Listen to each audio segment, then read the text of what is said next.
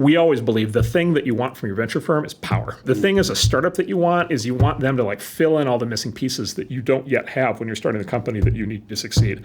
And so you need power. And so you need power. It means like you need the ability to be able to like actually go meet customers and have them take you seriously. You need the ability to go get publicity and like, in major, channels, used to be media, now it's podcasts, and be able to like get taken seriously.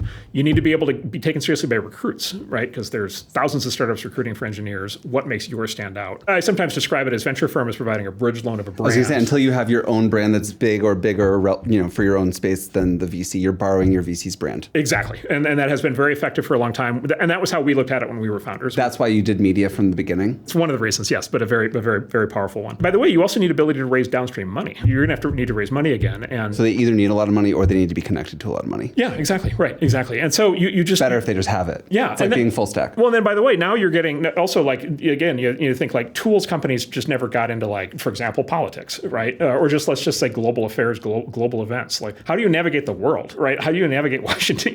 When the regulators show up and they want to kill you, like how do you navigate that? Or you're like, get in some, giant fight with the EU or what? Like, so especially these full stack companies, they're getting involved in like very complicated macro political, geopolitical situations like much more early.